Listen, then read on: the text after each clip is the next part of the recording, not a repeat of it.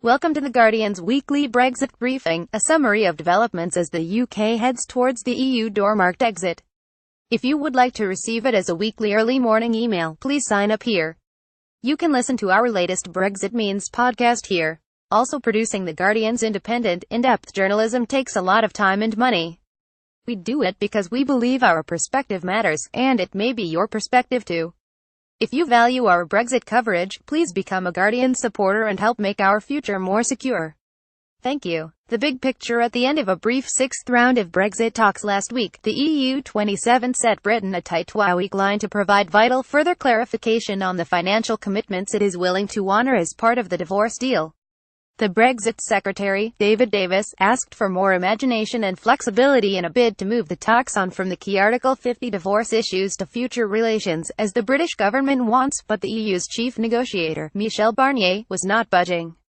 Member states will make the decision at a summit on 14 and the 15th of December, and trade talks will be postponed unless there is real and sincere progress on the exit bill, estimated at about €60 billion, £53 billion, the Irish border and citizens' rights, he said. Those steps must be made within the next fortnight to allow the summit's draft conclusions to be circulated and approved in good time, although given the British government's instability and division, many on the continent doubt this is possible. In an interview with the French newspaper Journal du Dimanche, Barnier said the EU was drawing up contingency plans for the possible collapse of the talks. This was not the preferred option, he said, but it's a possibility. Everyone needs to plan for it, member states and businesses alike. We too are making technical preparations for it. In a major concession to pro-backbenchers and in an implicit acknowledgement of its weakness, the government promised on Monday that MPs and peers will be able to scrutinise, debate and vote on a final deal through an act of parliament. The move was not a huge surprise, since ministers faced defeat in parliament on precisely this meaningful vote question, and Davis' promise was attacked on both sides by MPs who noted it would give them no say in the event of there not being a deal and was in any case meaningless without a pledge to hold the vote before Brexit Day. My colleague Dan Roberts has an excellent explainer on what the offer of statutory approval might mean for Brexit in practice here. A hard Brexit would take Britain out of the EU's single market and customs union and ends its obligations to respect the four freedoms, make big EU budget payments and accept the jurisdiction of the ECJ. What Brexiters mean by taking back control of Britain's borders, laws and money. It would mean a return of trade tariffs, depending on what if any FTA was agreed. See our Brexit phrasebook. Thank you for your feedback. The view from Europe: the border between Northern Ireland and the Irish Republic has suddenly become as big a stumbling block as the financial settlement. Davis last week firmly rejected an EU suggestion that Northern Ireland could stay in the customs union or the single market, saying that would in effect create a new border inside the UK, one between Northern Ireland and the British mainland. Dublin, for its part, is adamant that Britain will not dictate the border's future. Foreign Minister Simon Coveney said Ireland would remain a consistent, firm and stubborn opponent of any proposal leading to a hard border with Northern Ireland. It seems essential to us that there is no regulatory divergence from the rules of the internal market or customs unions which are necessary for meaningful North-South cooperation, or an all-Ireland economy that is consistent with the Good Friday Agreement.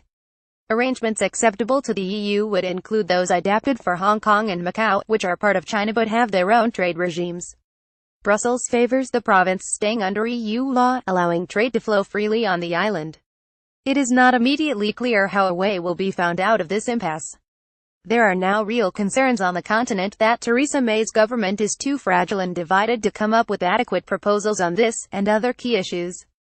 Ultimately, Barnier said in a significant speech in Rome, Britain is going to have to choose between deregulating and following the US social and economic model, or staying within the European Main. The UK has chosen to leave the EU. Will it also want to move away from the European model? There is behind the European regulatory framework the fundamental societal choices we hold: the social market economy, health protection, food security, fair and efficient financial regulation. It is up to the British to tell us whether they still adhere to the European model. Their answer is important because it directs the discussion on our future partnership. Meanwhile, back in Westminster, those in Westminster who worry that Brexit is, for some proponents, almost a cult will have had their prejudices confirmed by news that Boris Johnson and Michael Gove have written to Theresa May seeking to toughen her resolve on the issue. The missive has, inevitably, been described as Orwellian, containing as it does advice that May should ensure her ministers get why behind Brexit by clarifying their minds and seeking to internalise the logic. The letter, and the fact it brought not a squeak of protest from number 10, also demonstrates another thing: how gravely weak May's position is. This will be further illustrated later this week when the EU Withdrawal Bill, which seeks to move EU rules and statute into British law, returns to the Commons for the committee stage, when amendments can be made. Dozens of amendments have been tabled, and, despite Davis' last-minute promise of primary legislation that will allow MPs the chance to debate and vote on the final deal, dissatisfaction in the chamber is such that several of them could yet pass. The Prime Minister's powers of persuasion over her MPs have also hardly been improved after she lost a second cabinet minister, Priti Patel, in a week, over a spot of off-the-books freelance diplomacy in Israel. May is being urged to consider a major cabinet reshuffle to reassert control. But as ever, there is a tension between what might be politically useful, and what a PM who is arguably the weakest in living memory can realistically do. You should also know. Read these in The Guardian. Deborah Orr argues that we should not expect those struggling through austerity to be benevolent to EU workers. For many, free movement causes pain, and until their lives are improved, Europe will remain the scapegoat. People need their lives to improve now, not to live in stress and worry because things might work out in the future. The EU didn't save areas economically devastated in the early stages of globalization, and it isn't saving them now. No amount of promises that the EU is the best hope of shelter from economic change in the future will persuade enough of the hard-up Brexiteers in that 52% vote. If progressives want to change the minds of Brexiteers, waiting for them to see the error of their ways isn't going to work. What people need is a quid pro quo that offers them tangible improvements in their lives right now.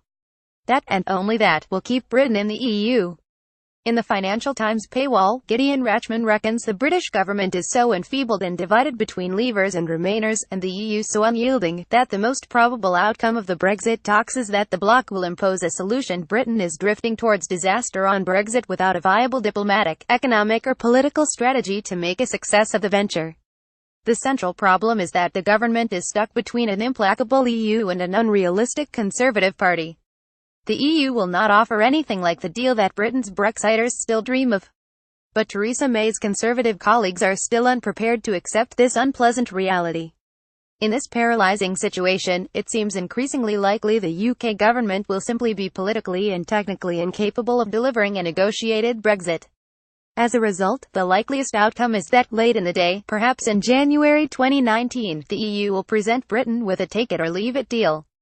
Tweet of the week: Denmark weighs in, and not in a friendly way. Anders Adamson at Anders Spraben. Speaking of campaign posters, the Danish Socialliberal Party has this one out: worried about Brexit, let Denmark fix it. Winking face. Pic.twitter.com. Curb 5 Swell. November 13, 2017.